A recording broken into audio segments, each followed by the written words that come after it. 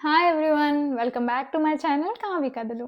నేనైతే ఈరోజు ఈ వీడియోలో కెనడియన్ ఇమిగ్రేషన్ సిస్టమ్‌లో వచ్చిన మేజర్ చేంజెస్ అన్నిటి గురించి ఎక్స్‌ప్లెయిన్ చేయబోతున్నాను. And who are the people affected by these changes అనేది కూడా క్లియర్‌గా ఎక్స్‌ప్లెయిన్ చేశాను ఇందులో. అసలు నిజంగా స్టూడెంట్స్ ఎవరైనా వర్క్ చేయడానికి ఇక్కడికొచ్చేవాళ్ళు, ఆ ఫ్యామిలీస్ నిజంగా దీనివల్ల ఎఫెక్ట్ అవుతున్నారా? లేదా? అనేది చాలా క్లియర్‌గా ఎక్స్‌ప్లెయిన్ చేశాను. ఈ వీడియో అయితే చివరి వరకు స్కిప్ చేయకుండా చూసేయండి. మీకున్న ప్రతి డౌట్ కూడా క్లియర్ అయిపోతుంది. అండ్ నేను కొన్ని టిప్స్ కూడా షేర్ చేశాను. దీనివల్ల వచ్చే ప్రాబ్లమ్స్‌ని ఎలా అవాయిడ్ చేయొచ్చు? దీనివల్ల అసలు నిజంగా దీనివల్ల మనం ఎఫెక్ట్ అవుతున్నామా? అనేది కూడా చాలా క్లియర్‌గా ఎక్స్‌ప్లెయిన్ చేశాను. So, let's get into the video. First నేను ఈ వీడియోలో స్టూడెంట్స్‌కి ఈ ఇమిగ్రేషన్ పాలిసీస్ చేంజెస్ వల్ల ఏం ఎఫెక్ట్ అవుతారు అనేది ఫస్ట్ ఆ రిలేటెడ్ పాలిసీ చేంజెస్ అన్నీ కూడా డిస్కస్ చేద్దాం అనుకుంటున్నాను. ఫస్ట్ వన్ వచ్చేసి నో మోర్ ఎస్‌డీఎస్. ఇంకా స్టూడెంట్ డైరెక్ట్ స్ట్రీమ్ అనేది ఇంకా లేదు. రీసెంట్‌గానే కెనడియన్ గవర్నమెంట్ ఇది అనౌన్స్ చేసింది. అసలు ఎస్‌డీఎస్ అంటే ఏంటి? ఇది తీసేయడం వల్ల నిజంగా స్టూడెంట్స్ ఎఫెక్ట్ అవుతారా? ఎఫెక్ట్ అయితే ఏ విధంగా ఎఫెక్ట్ అవుతారు? అండ్ దీనికోసం మనం చేయాల్సిన ప్రికాషన్స్ ఏమైనా తీసుకొని దీన్ని మనం అవాయిడ్ చేయొచ్చా? ఈ ప్రాబ్లమ్స్ అనే వాటిని అనేది నేను ఇక్కడ ఎక్స్‌ప్లెయిన్ చేద్దాం అనుకుంటున్నాను. ఎస్‌టీఎస్ అండ్ నాన్ ఎస్‌టీఎస్ అనేవి 2 కేటగరీస్. మీరు మీ వీసా అప్లై చేసేటప్పుడు స్టడీ పర్మిట్ కోసం స్టూడెంట్ వీసా అప్లై చేసేటప్పుడు either STS or non STS ఈ రెండిట్లో ఎందులో కావాలంటే అందులో మీరు అప్లై చేసుకోవచ్చు. ఎస్‌టీఎస్ అంటే స్టూడెంట్ డైరెక్ట్ స్ట్రీమ్. ఎస్‌టీఎస్‌లో ఏంటంటే ప్రాసెసింగ్ టైమ్ అనేది తక్కువుంటుంది. అండ్ సక్సెస్ రేట్ అనేది ఎక్కువుంటుంది. నాన్ ఎస్‌టీఎస్‌లో కొంచెం ప్రాసెసింగ్ టైమ్ అనేది ఎక్కువుంటుంది. And we need to submit so many documents in non STS అనమాట. ఎస్‌టీఎస్‌లో అయితే కొంచెం డాక్యుమెంటేషన్ అనేది కంపారిటివ్‌లీ తక్కువుంటుంది. సో, ఎస్‌టీఎస్ అనేది అందరూ అప్లై చేసుకోవచ్చా అంటే కాదు. అన్ని కంట్రీస్‌కి కాదండి ఎస్‌టీఎస్. ఓన్లీ 14 కంట్రీస్‌కి కెనడా ఈ ఆప్షన్ ఇచ్చింది. ఆ కంట్రీస్ ఏంటంటే China, Pakistan, India and Philippines ఇంకా రిమైనింగ్ కంట్రీస్ కూడా ఉన్నాయి. ఇవన్నీ కూడా త్రూ ఎస్‌టీఎస్ స్టూడెంట్ వీసాని స్టూడెంట్స్ అప్లై చేసుకోవచ్చు.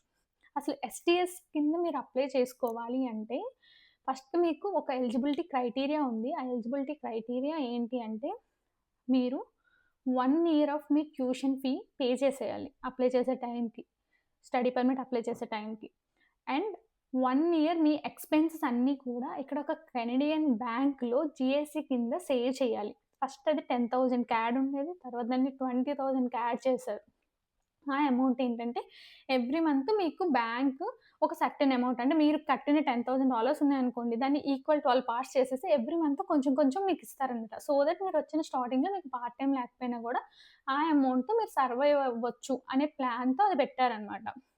సో, ఇప్పుడు మీకు క్లియర్‌గా అర్థమైంది కదా! ఎస్‌డీఎస్ అంటే ఏంటి? నాన్ ఎస్‌డీఎస్ అంటే ఏంటి అని. ఈ ఎస్‌డీఎస్ కోసం మీరు 1 ఇయర్ ఫీ అండ్ 1 ఇయర్ మీ ఎక్స్‌పెన్సెస్ జీఎస్సీ రూపంలో పే చేస్తారు. అదే నాన్ ఎస్‌డీఎస్‌కొచ్చేసరికి మీరు ఫీ గాని, మీ ఎక్స్‌పెన్సెస్ గాని ఏమి పే చేయాల్సిన అవసరం లేదు. బట్ మీరు మీ ప్రొఫైల్‌ని స్ట్రాంగ్‌గా చూపించుకోవాలనుకుంటే అప్పుడు కూడా మీరు ఫీ అండ్ జీఎస్సీ పే చేసి నాన్ ఎస్‌డీఎస్‌లోకి కూడా వెళ్ళొచ్చు. అయితే రీసెంట్‌గా కెనడా ఇంకా మీకు ఈ special SDS student direct stream అనే స్ట్రీమ్ ఇంకా లేదు అని చెప్పి డిక్లేర్ చేసింది. వాళ్ళు చెప్తున్న రీజన్ ఏంటి అంటే, మేము అన్ని కంట్రీస్‌కి కూడా ఈక్వల్ ఆపర్చునిటీస్ ఇవ్వాలి అనుకుంటున్నాము. అందరికి ఈక్వల్‌గా చూడాలనుకుంటున్నాము. ఇప్పుడు ఈ 14 కంట్రీస్‌కి ఇలా ఒక స్పెషల్‌గా ఒక స్ట్రీమ్ పెట్టేసి, మిగతా వాళ్ళకి అలా లేకుండా చేయకూడదనుకుంటున్నాము అనేది వాళ్ళ పాయింట్ ఆఫ్ వ్యూ. వాళ్ళు చెప్తున్న రీజన్. వాళ్ళేంటంటే మోస్ట్ ఆఫ్ ద పీపుల్ ఇక్కడికొచ్చేవాళ్ళు ఎక్కువగా ఇండియా నుండి వచ్చేస్తున్నారు. సో, ఈ స్ట్రీమ్ వల్ల ఎక్కువగా బెనిఫిట్ అయ్యేది ఇండియన్స్ ఎక్కువొస్తున్నారు. అదే మీకిప్పుడు ఈ ప్రాసెసింగ్ టైమ్ డిలే చేశారనుకోండి, అందరూ వస్తారు అని వాళ్ళు ఎక్స్‌పెక్ట్ చేస్తున్నారు. అది వాళ్ళ పాయింట్ ఆఫ్ వ్యూ. సో, ఇదైతే మీకు అర్థమైపోయింది గదా! Non SDS, STS. ఇప్పుడు ఈ ఎస్‌టీఎస్ తీసేయడం వల్ల నిజంగా అసలు ఎవరు ఇంపాక్ట్ అవుతారు అంటే స్టూడెంట్స్. ఎలా ఇంపాక్ట్ అవుతారు అంటే ప్రాసెసింగ్ టైమ్ అనేది పెరుగుతుంది. అండ్ మీ ఫైనాన్సెస్ ఏవైతే ఉంటాయో అది మీరు చాలా స్ట్రాంగ్‌గా చూపించాల్సి వస్తుంది. అండ్ లెటర్ ఆఫ్ ఎక్స్‌ప్లనేషన్ గూడా చాలా స్ట్రాంగ్‌గా రాయాల్సొస్తుంది నాన్ ఎస్‌డీఎస్‌లో. అండ్ ఎవరైతే స్టూడెంట్స్ ఆల్రెడీ కాలేజ్ నుండి యాక్సెప్టెన్సీ లెటర్ వచ్చేసి ఆల్రెడీ సీట్ అలొకేట్ అయిపోయి, ఇంకా ఎక్కువ టైం లేదు. మీ క్లాసెస్ స్టార్ట్ అవ్వడానికి ఎక్కువ టైం లేదు. మీరు వీసా అప్లై చేస్తారో వాళ్ళు ఎక్కువగా ఎఫెక్ట్ అవుతారు. ఎందుకంటే మీకు ఇప్పుడు ప్రాసెసింగ్ టైమ్స్ అనేవి చాలా పెరిగిపోయాయి. దానివల్ల మీరు ఆ టైంలోపు అంటే మీ క్లాసెస్ స్టార్ట్ అయ్యే టైంలోపు మీకు వీసా రాకపోవచ్చు. అంటే వీసా రిజల్ట్ రాకపోవచ్చు. సో, వాళ్ళు ఎక్కువగా ఎఫెక్ట్ అవుతారు. సో, దీనికి నేను షేర్ చేసే టిప్ ఏంటంటే, నేను ఆల్రెడీ లాస్ట్ వీడియోలో కూడా షేర్ చేసుకున్నాను. మీరు సెప్టెంబర్ ఇంటేక్‌కి వెళ్ళాలంటే జాన్‌లోనే మీ దగ్గర ఐఎల్‌టిఎస్ స్కోర్ ఉండాలి. లేదా ఐదర్ జాన్‌లో మీరు ఐఎల్‌టిఎస్ రాసేసి ఉండాలి. అలా ఉంటేనే అంటే 8-9 మంత్స్ ముందుగానే మీరు ప్రాసెస్ స్టార్ట్ చేసుకొని అన్నీ ఫాస్ట్‌గా చేసుకుంటేనే మీరనుకున్న అదే మీరనుకున్న టైంకి వెళ్ళగలుగుతారు. అన్నీ జరుగుతాయి. లేదు అంటే మాత్రం చాలా డిలే అయిపోతది. లేదా మీరు నెక్స్ట్ సెమిస్టర్‌కి పోస్ట్‌పోన్ చేసుకోవాల్సొస్తది మీ స్టడీస్‌ని. సో, అందరూ కూడా ఎవరైనా వెళ్ళాలి అనుకుంటే ముందుగానే ప్లాన్ చేసుకుంటే చాలా బెటర్ అని చెప్తా నేను. లాస్ట్ మినిట్ వరకు తెచ్చుకుంటే ఇప్పుడున్న ప్రాసెసింగ్ టైం వల్ల చాలా ప్రాబ్లమ్ ఫేస్ చేస్తారు. ఎవరైతే ఆల్రెడీ ఎస్‌డిఎస్ కింద నవంబర్ 8, 2024 కన్నా ముందు మీ వీసాస్‌ని ఎవరైతే ఆల్రెడీ అప్లై చేశారో, వాళ్ళందరికీ కూడా ఎస్‌డిఎస్ కేటగిరీలోనే వీళ్ళు ఎవాల్యుయేషన్ చేస్తారు. ఎవరైతే నవంబర్ 8, 2024 ఆఫ్టర్‌నూన్ 2 పీఎం తరువాత ఎవరైతే వాళ్ళ వీసాస్‌ని అప్లై చేశారో, వాళ్ళకి మాత్రం నార్మల్‌గా అంటే నాన్ ఎస్‌డిఎస్‌కి చేసినట్టే జనరలైజ్డ్ ప్రాసెస్‌లో ఎవాల్యుయేషన్స్ అనేవి గాని, ప్రాసెసింగ్ అనేది గాని జరుగుతుంది.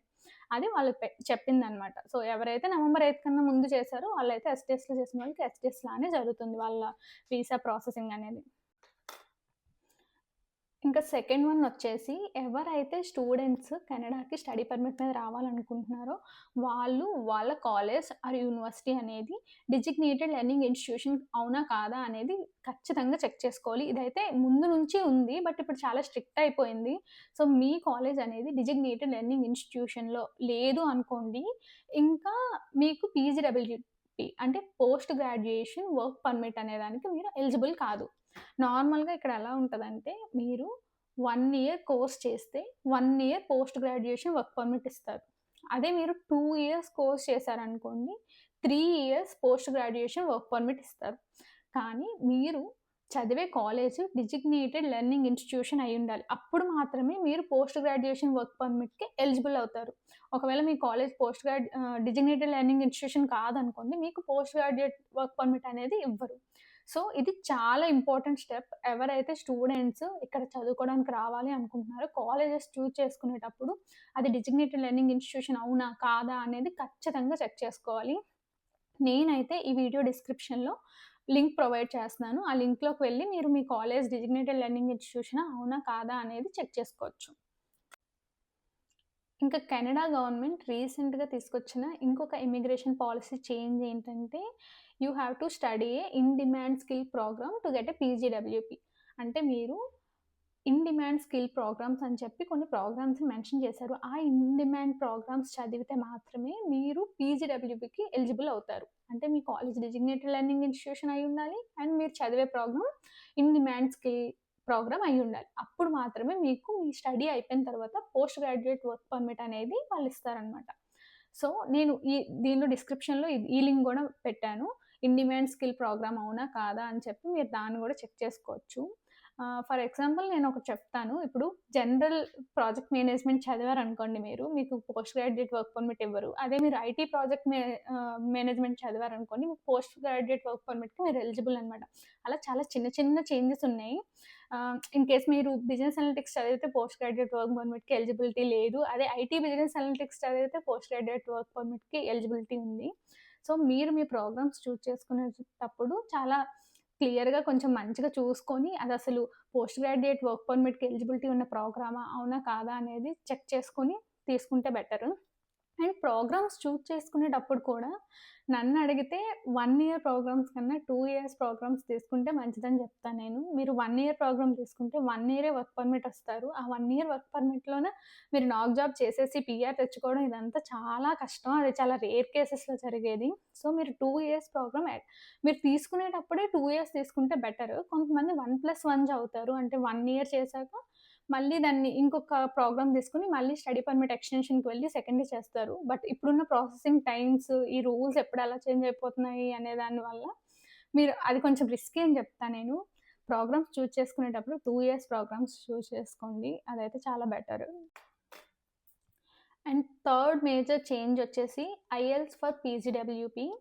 ఇదేంటంటే కెనడాలో ఇప్పుడెలా ఉందంటే చాలామంది కొందరు ఫేక్‌గా ఐఎల్టీఎస్ రాయించి ఇక్కడికొచ్చిన వాళ్ళు కూడా ఉన్నారు అని చాలా టాక్ ఉంది. అది నిజమో అబద్ధమో అనేది నాకు కూడా తెలీదు. బట్ నేను చెప్తున్నాను. సో, వీళ్ళేంటి అంటే మీరు ఫస్ట్ మనం ఆల్రెడీ ఇక్కడికొచ్చేటప్పుడు స్టూడెంట్‌గా వచ్చేటప్పుడు ఇండియాలో ఐఎల్స్ అనేది 2 ఉంటాయి. 2 టైప్స్. ఒకటి అకాడమిక్, ఒకటి జనరల్ అనమాట. అకాడమిక్ అనేది మీరు స్టూడెంట్‌గా ఇక్కడికొస్తే అకాడమిక్ రాస్తారు. అదే జనరల్ అనేది మీరు వర్క్ బేస్ మీద వస్తే మీరేదైనా పని చేయడానికి ఇక్కడికొస్తే జనరల్ రాస్తారు. IELTS general. సో, మీరొచ్చేటప్పుడు అకాడమిక్ రాసి ఇక్కడికొచ్చుంటారు. బట్ వీళ్ళిప్పుడు ఏం చెప్తున్నారు అంటే నవంబర్ 1, 2024 తర్వాత ఎవరైతే పోస్ట్ గ్రాడ్యుయేట్ వర్క్ పర్మిట్‌కి అప్లై చేస్తున్నారో వీళ్ళందరూ కూడా మీ లాంగ్వేజ్ ప్రొఫిషియన్సీని ప్రూవ్ చేసుకోవాలి అని చెప్పారనమాట. రీసెంట్ ఇమిగ్రేషన్ చేంజ్ ఇదొకటొచ్చింది. ఇదేంటి అంటే యూనివర్సిటీస్‌లో చదివిన వాళ్ళకి సీఎల్‌బీ 7 అంటే కెనడియన్ లాంగ్వేజ్ బెంచ్ మార్క్ అనమాట. సీఎల్‌బీ అంటే సీఎల్‌బీ 7. అదే పోస్ట్ గ్రాడ్యుయేషన్ ఇలాంటివి చేసిన వాళ్ళకి సీఎల్‌బీ 5. ఇదైతే మీరు ఐఎల్స్ జనరల్ అకాడమిక్ కాదు. ఐఎల్స్ జనరల్ ఆర్ సెల్‌పిప్ జనరల్ రాసి మీరు ఈ రెండిట్లో మీకు నచ్చింది రాయొచ్చు. రాసి మీ లాంగ్వేజ్ ప్రొఫిషియన్సీని ప్రూవ్ చేసుకోవాలి. ఆ తర్వాత విత్ ఆ స్కోర్ అంటే మీ ఐఎల్స్ స్కోర్ గాని, సెల్‌పిప్ స్కోర్ గాని పెట్టుకొని అప్పుడు మీరు పీజీడబ్ల్యూకి అప్లై చేయాలనమాట. అది కూడా 2 ఇయర్స్ కన్నా ఎక్కువ వాలిడ్ అయ్యుండాలి మీ స్కోర్ అనేది. సో, ఇదేంటంటే వీళ్ళేం చెప్తున్నారంటే దీనికి ఇక్కడికొచ్చిన తర్వాత మీరు ఈ లాంగ్వేజ్ ప్రొఫిషియన్సీ మీకుండడం వల్ల ఇంకా బాగా కెనడియన్ అట్మాస్ఫియర్‌కి గాని, కెనడియన్ పీపుల్‌తో మంచిగా మింగిల్ అవుతారు. ఇక్కడ మీరు సర్వైవ్ అవ్వగలుగుతారు. అందుకే మేము ఈ న్యూ చేంజ్ తెచ్చాము అని చెప్తున్నారు. దీనివల్ల ఎఫెక్ట్ అయ్యేది ఎవరంటే స్టూడెంట్స్ అని చెప్తాను. అంటే మీరు ఆల్రెడీ ఒక లాంగ్వేజ్ ప్రొఫిషియన్సీ టెస్ట్ రాసొచ్చారు కదా! మళ్ళీ రాయడం అంత కష్టం గాదు అని మాట్లాడే వాళ్ళు చాలా మందుంటారు. రాయడం కష్టం కాదు అని కాదండి. దానికి ఫీజ్ కట్టాలి కదా మనం. అది మనీ స్పెండ్ చేస్తున్నాం కదా! 15,000, $20,000 అనేది ఏం అది సారీ 15,000, $20,000 అనేది ఏం తక్కువ కాదు. స్టూడెంట్స్‌కి అది చాలా ఎక్కువ అమౌంటే. సో, మనం ముందుగానే ఎగ్జామ్ బుక్ చేసుకోవాలి. ఇప్పుడేంటంటే స్లాట్స్ కూడా దొరకట్లేదు కొన్నిటికి. అంటే 1 మంత్, 2 మంత్స్ వరకు కూడా కొన్నిసార్లు స్లాట్స్ దొరకట్లేదు. అండ్ ఎంతో కొంత ప్రిపేర్ అవ్వాలి. ఐఎల్స్ అనేది ఓన్లీ స్పీకింగే కాదు. రీడింగ్, లిసనింగ్, రైటింగ్ అన్నీ ఉంటాయి. అండ్ టైమ్ కన్‌స్ట్రెయింట్ ఉంటది. ఆ టైంలోనే చేయాలని ఉంటది. సో, మనం కొంచెమైనా ప్రిపేర్ అవ్వకుండా అది చేయలేము. సో, ఖచ్చితంగా స్టూడెంట్స్ అనేవాళ్ళు ఎంతో కొంత ఎఫెక్ట్ అవుతారు దానివల్ల. అదైతే పక్కా చెప్తున్నాను. సో, ఎవరైనా ఆల్రెడీ ఇక్కడుండి, ఇంక మా ఎడ్యుకేషన్ అయిపోతుంది. మేమొక 2-3 అంటే మేము మా ఫైనల్ సెమిస్టర్‌లో ఉన్నాము అని అనుకున్న వాళ్ళందరూ కూడా నన్నడిగితే మీరు మీ ఫైనల్ సెమిస్టర్‌లో ఉన్నప్పుడే ఐఎల్స్ రాసేస్తే బెటరు. ఎందుకంటే మీరు చివరి వరకు తెచ్చుకుంటే లేట్ అయిపోతారు. మీరు ఫైనల్ సెమిస్టర్‌లో ఉన్నప్పుడే మీరు ఐఎల్స్ రాసేసి మీ స్కోర్ మీ దగ్గర పెట్టుకున్నారనుకోండి, వన్స్ మీ ఫైనల్ సెమిస్టర్ అయిపోగానే మీరు ఇంకా పీజీడబ్ల్యూపీకి అప్లై చేసుకోవచ్చు. సో, నేనైతే ఇది సజెస్ట్ చేస్తాను. నాకు రీసెంట్‌గా నేను చేసిన వీడియోలో కామెంట్ వచ్చిందని చెప్పాను గదా! వాళ్ళేమంటున్నారంటే ఎస్‌డీఎస్ తీసేసారు గాబట్టి ఇప్పుడు మనం జనరల్‌గా ఇంటర్వ్యూ ఇవ్వాలని చాలామంది అనుకుంటున్నారు. అసలు ఎస్‌డీఎస్ అండ్ నాన్ ఎస్‌డీఎస్ రెండిట్లో ఇంటర్వ్యూ లేదు. అసలు ఎస్‌డీఎస్ కూడా 2018లోనే పెట్టారు. అంతకుముందు ఎస్‌డీఎస్ లేదు. ఈ రెండిట్లో కూడా మీకు ఇంటర్వ్యూ ఇవ్వాల్సిన అవసరం లేదు. బట్ ఏంటంటే రేర్ కేస్ సినారియోస్ ఉంటాయి. ఒకవేళ మీరు ఇచ్చిన అంటే అకాడమిక్ డాక్యుమెంట్స్ గానీ, ఏదైనా సంథింగ్ ఒక డౌటొచ్చిందనుకోండి వాళ్ళకి, మిమ్మల్ని ఎప్పుడైనా కూడా వాళ్ళు ఇంటర్వ్యూకి కాల్ చేయొచ్చనమాట. అది చాలా రేర్‌గా జరుగుతది. అందరూ ఇంటర్వ్యూ ఇవ్వాల్సిన అవసరం లేదు. అసలు కెనడా స్టడీ పర్మిట్‌కయితే ఇంటర్వ్యూ లేదు. సో నేనైతే చెప్తుందేంటంటే, ప్రతీదీ ముందుగా ప్లాన్ చేసుకోండి. ఆన్‌లైన్‌లో చాలా రిసోర్సెస్ ఉన్నాయి. ముందుగానే అసలు ఏంటి రీసెంట్ చేంజెస్ ఏమొస్తున్నాయి?